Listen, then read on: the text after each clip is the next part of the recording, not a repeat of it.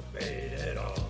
The morning rain clouds up my window, and I can't see it all.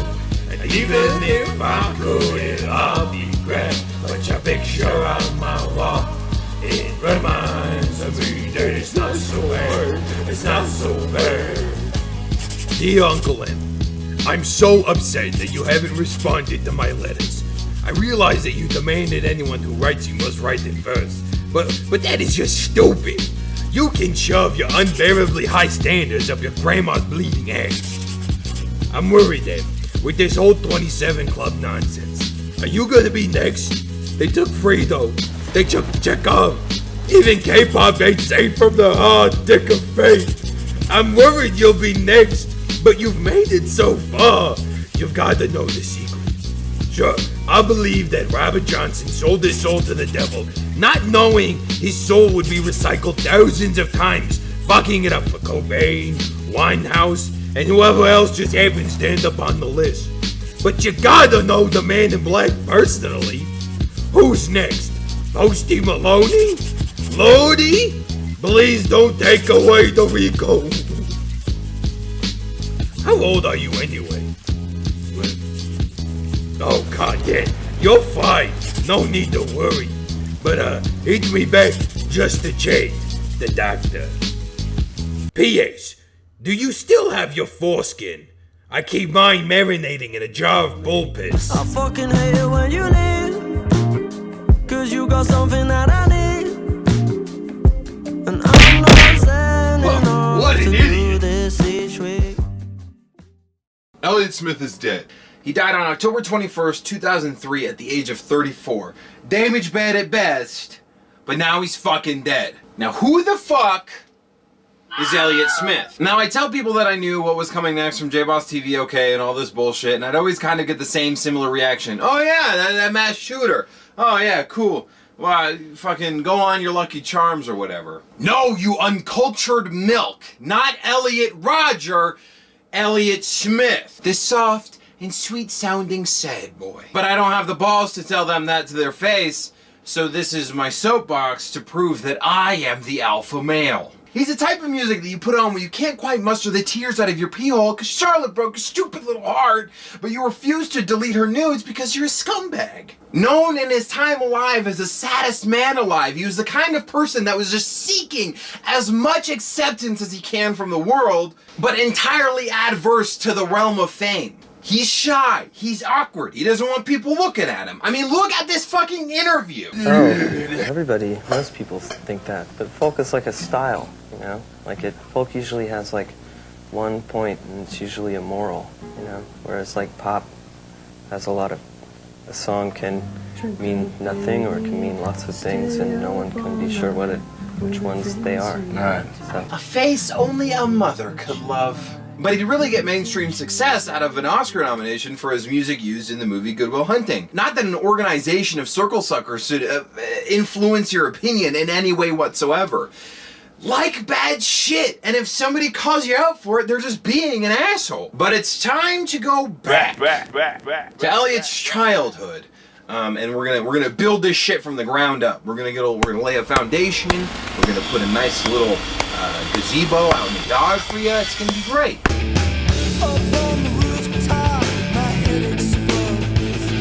Born Stephen Paul Smith on August 6, 1969, to one Gary Smith and one Bunny K. Berryman. That's a hell of a name. In Omaha, Nebraska. But life for Elliott wouldn't be a dream for very long, because 6 months into his life, his parents would end up getting divorced, and his mom would take him and ship him off to Duncanville, Texas, while his dad would move on to Portland. And Elliott would forever be cursed with the foreskin of his stepfather. Once you hear the words holy foreskin, you can never forget it.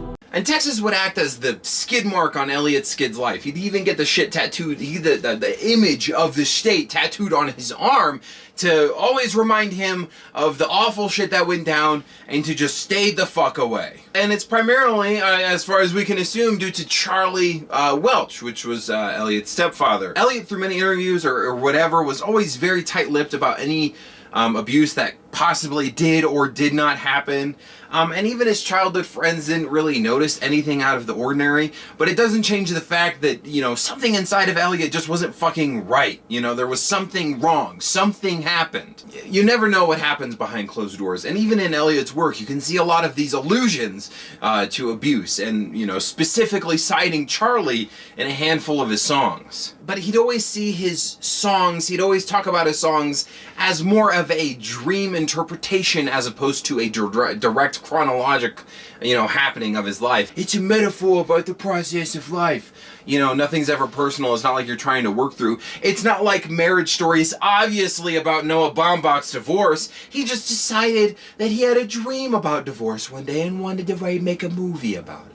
Because that's how things work. But even later, Charlie would attempt to make amends. He would admit to being just a little too harsh and just downright mean. But by the time that would happen, it'd be far too late. Now, I don't want to discredit the dead, and assuming always makes an asshole of anybody or whatever, but it really comes off as Elliott really did deeply, you know, deal with a lot of mental and emotional abuse, more than anything. You know, when you have somebody constantly telling you that you're stupid, you tend to then internalize that shit, calling yourself stupid, and you believe it. Your brain believes that you are stupid. It really cripples your confidence and internalizes a lot of that anger that you had on other people in on yourself. When I was in middle school, I had a crush on a girl and her name was Abby. You know, fucking everybody's got a crush on a girl or something. But I guess you could have crushes on boys. I don't know. Everybody experiences a crush at some point in their tiny child life. I was seeking advice from any of my friends, and one in particular told me to not be myself and just be normal. It's no fucking surprise that I was the weird kid. And kids are fucking assholes, but that didn't stop me from them taking notebooks and scraps of paper and just filling that shit with the phrase "be normal" over and over and over again. And the belief that I was a fucking freak and nobody would ever love me. Don't let anyone, including yourself, ever fucking devalue who you are as a person. You fucking pussy. As Elliott was coming into his teenage years, he would then make the move to back to Portland to be with his father, you know, getting away from Charlie and all this bullshit. And as far as I know, just had a relatively normal high school career. He'd experiment with plenty of dogshit bands, really just developing his craft before, you know, going to college in Amherst, Massachusetts at Hampshire College, where he'd study political science and fucking philosophy. Ooh. There he would meet Neil Gust, an openly gay man, and together they would form Heat Miser. But they really wouldn't gain traction or really be able to do anything until they both moved back to Portland and added... Who the fuck did they add? Tony Lash and Brant Peterson would be added to their ranks. So without further ado, let's talk about music. You want to talk about a little bit of music? Yeah! Cricket spin can't come to rest. I'm damaged, bad at best. Heat Miser would be this like loud, crunchy, alternative rock music, sometimes labeled as queercore because, you know, they would split songwriting duties between Elliott Smith and Neil Gust, and Neil Gust would always write about what he knew best, and that was being gay. As creatives, that's what we tend to do. We write about what we know best, because if you don't, you're just fucking stupid. Many TMZ prototypes would debate as to who is pitching and receiving between Neil and Elliott, but Elliott swore to the fucking bone that he was. Straight as uncooked spaghetti. Ultimately, Heat Miser would release 3 albums and garner an audience that Elliott really had felt no connection with. Similar to what Kurt Cobain went through with Nirvana, where the established sound was only drawing in the sort of people that they didn't like in high school. And shout out to William Todd Schultz for writing this comprehensive biography. But too much of the introduction was spent paralleling the lives of Kurt Cobain and Elliott Smith, really emphasizing the idea that Elliott just existed in Kurt Cobain's shadow his entire life. You see, in 1994, when news broke that Krusty Kurt popped his top off with a 20-gauge shotgun, a whole barrel of stands decided to do the same fucking thing. This is known as the Werther effect. Well, not according to the internet, but by definition, a bunch of copycat suicide is exactly such. Named after a book written by some fucking douchebag who had no interest in having his name tied to it whatsoever. It was like a deep regret. He was like, oh no, I made the ultimate nice guy book. What am I going to fucking do? The Sorrows of Michael, what the fuck is that book called? The Sorrows of Young Werther. And basically, it's just a story of some dude who fucking killed himself because Charlie wouldn't give him a shot. Wow! To allude that Elliott was only experiencing some sort of delayed Werther's effect, what a way to devalue somebody's life!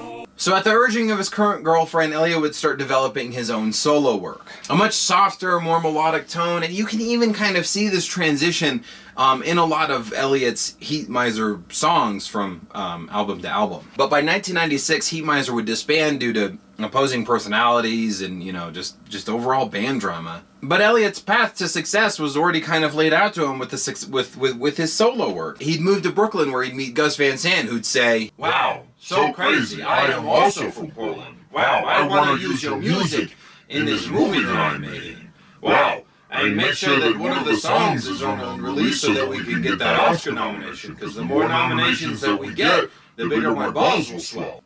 Wow. And it was so. And Elliott would get to perform Miss Misery at the 70th Academy Awards, really making an impact with his busted-ass mug. Somehow, Johnny Walker Red, send the poison rain down the drain to put bad thoughts in my head.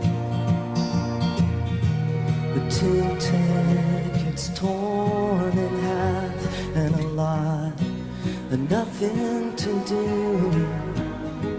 Do you miss me? Miss misery like you say you do. In total, Elliott would release 6 albums, one of which posthumously. And even though he'd be categorized as this depressed little fuck, always in need of a shower, he did have a handful of joyful bops in his repertoire. He'd often talk about drug use, but up until a certain point, it was really just a metaphor, or just romanticizing the idea of using drugs. The dude was fucking dying to try heroin, but eventually he'd move from Brooklyn to LA, where dreams go to die. There's this really interesting article that I read that kind of takes each album and looks at where Elliott was regionally and kind of breaks down the lyrics and the sound of the songs. But Elliott was also known to recycle a lot of the things that he wrote. Everything that he wrote, he would try to utilize somewhere, whether it's maturing or whatever. So even though it's not, you know, the validity of it is blurry, it's still interesting nonetheless. Next! I'm already somebody's baby. You don't get the moniker Torment Saint for nothing. Alcoholism would kind of affect him from an early age. It would start brewing very early on in his life. And it would get wildly out of the hand to the extent that his friends would, essentially fail an intervention on him just before he would move to Brooklyn.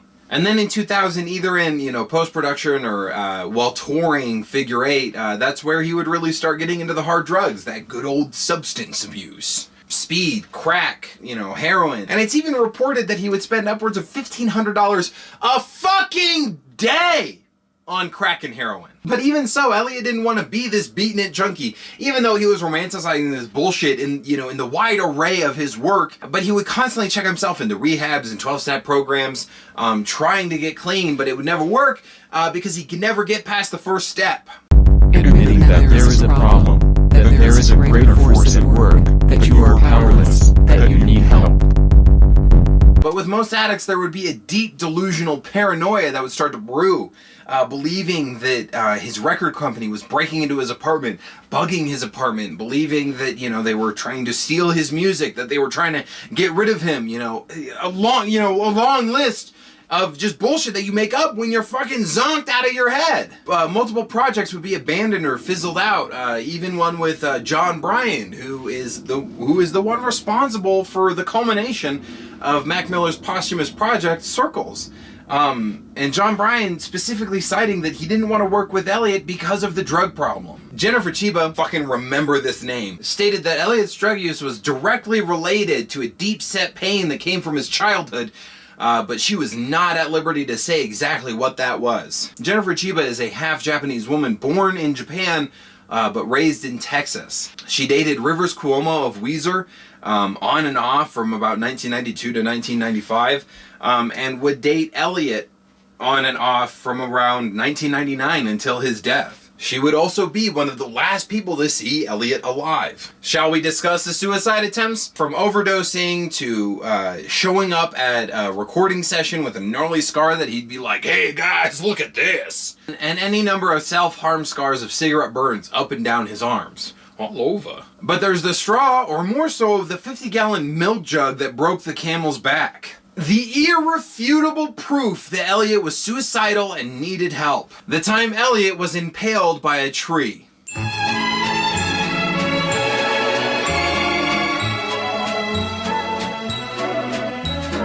One night, partying in the wilds of North Carolina, Elliott started crying. Embarrassed and heavily intoxicated, he ran off to get some alone time, comes to a cliff edge and decides to Hail Mary himself off it.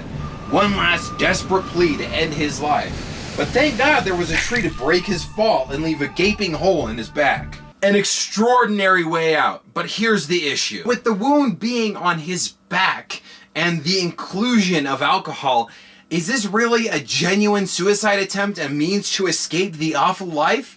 Or is it just the effects of impaired logic? Let me know in the comments below. Respect, citizenship, trust. I've spent my entire life instilling these values in young boys without even touching their penis. And I would like to continue. In this trying time, don't let these values lose grip in society. And remember, hashtag not all scout leaders. Be a scout for the Boy Scouts of America. We could use the cash.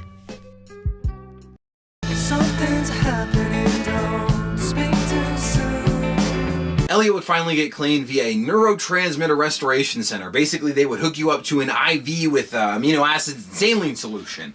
And it would detox your body, but also detox your mind. He'd start working on the next album with this idea to really change his sound. He was really tired of making these soft and beautiful songs, so he would start experimenting with pitch and distortion, trying to make it ugly. Also, with getting clean, Elliott would start seeing doctors, and they would prescribe him medications for whatever ailed him, to the point where he'd be completely zonked out, slurring his words and fucking up at concerts. But people would just assume that he was still on the junk. One lovely day, Elliott would find a book about sexual abuse and the effect on children, and he'd decide to just pick it up for some casual reading. Soon he'd be highlighting passages and writing notes in the margin, and a door would be unlocked in his mind. Charlie Welch touched my penis. Charlie Welch touched my penis. And we all know that one righteous asshole that every 6 months is just pushing whatever latest self-help book that they've been reading, and it's completely cleared their mind. It's 2020 and the future has never been clearer. People love drawing parallels. People love to not feel alone. Elliott would immediately call his mother, an elementary school teacher, and tell her to keep Charlie the fuck away. What the fuck are you talking about, Elliott? He's a molester. No, he isn't. Yes, he is. Bunny would then immediately tell Charlie about these accusations, and he would do the best thing that you could possibly do in that moment. He would write a letter to Elliott. Imagine what the world would be like with the advent of smartphones. Here he would express regret for his actions early in Elliott's life and yada yada yada, but he did not, I repeat, he did not touch that boy's penis. Never even entertained the idea of doing anything of the sort. But the final words that he would leave to Elliott would be, "I love you." Words that Elliott would never see. October 21st, 2003. A Tuesday. A normal fucking Tuesday. And sometime in the afternoon, paranoia would attack. I feel fabulous. Elliott would yell to Jennifer, "Shut the fuck up, they'll hear you." thinking for the upteenth time The house has been bugged. Jesus fucking Christ. She would yell, "I don't have time for this." and she would lock herself in the bathroom. Elliott would plead, I'm sorry. I didn't mean it. It was a joke. but Jennifer just needed some I'm time sorry. alone. I didn't mean it. It was a joke. Silence would fall on the house for several minutes, when Jennifer would then hear a scream that shook her to the core. She would come out of the bathroom, calling to Elliott. Are you okay? As she came into the kitchen, she would see Elliott leaning over the sink. What the fuck is my wine? He would turn around, revealing a knife set deep in his chest. I don't get paid enough to do Jennifer this. would rush over, pulling the knife out. Why the fuck would you do Fall that? to the floor. Jennifer would immediately call 911 and tend to Elliott as he bled Yeah, out. he fell on a knife. He would be rushed to the hospital, and 20 minutes later, he would be pronounced dead. A lone suicide note written on a post-it note that would read, "I'm so sorry. Love, Elliott. God forgive me." Hold up. Reverse the tape. Now, it's fairly suspect that Chiba was alone with Elliott in the house. And also, they were experiencing some sort of issues with their relationship. And according to the autopsy report, there were no hesitation wounds. Now, maybe these are completely blotted out. You know, you're doing the 1, the 3. You're so precise with your own stabbings or something. But he stabbed himself twice, which means that he took the knife and he went, no, that's not good enough. What? But more importantly, there was note of defense marks up and down his arms. Well, suspected defense marks. The innate nature of this suicide is, it irks some tinily bubbling in my gut. It doesn't make me feel too good. But let's break down some of these possibilities compiled by the internet or just pure logical thought. Option 1. Jennifer Chiba murdered Elliott to get a slice of that inheritance pie. Option number 2. Elliott ran into some issues with some of his drug dealers to the extent that they hired a hit and fucking murdered him over it. Option number 3. Based on this one individual image, YouTube user Works Burned believes that he was murdered by the Illuminati. That the Illuminati hired a hit because he was trying to inform the public of the satanic power in his works. That he was using lyrics and bullshit, and he was trying to warn us that we are going to... At the end of the day, the autopsy would leave the report open that, hey, maybe he did possibly get murdered, but the official story would be suicide.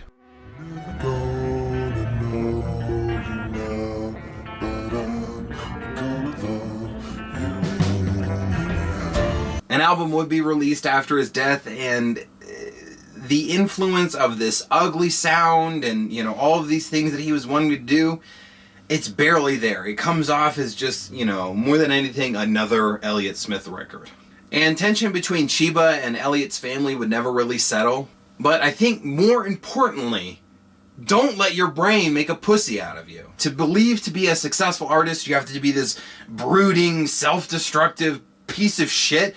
It's such an archaic line of thinking. Stop it. Stop doing that shit. And while you're at it, stay the fuck out of apartment 213. Mind over matter, I don't mind, it don't matter. Bang, bang, blood splatter on my mom's new carpet. Brand new apartment, renovated.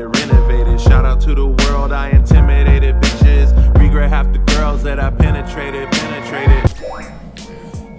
Oh, hey, it's Earth 2.764. What a fuck. Interdimensional travel, it really knocks your shirt off. Dear doctor, somebody is looking in my window. Every time that I look out through my curtains, I always see him. And no matter what I do, no matter how hard I try to get him to stop, he just keeps mimicking me, somehow mimicking me perfectly. How do I get people to leave me the fuck alone? Here's the secret. If you ever have somebody who's staring at you and you want them to fuck off, the best way to do it is to tear your genitals out. So just whip them out and violently masturbate until your fingertips start to bleed and the cum, it comes out as the consistency of curdled milk. And more importantly, it's your fucking reflection, you dumb bitch. Peace out, bitches.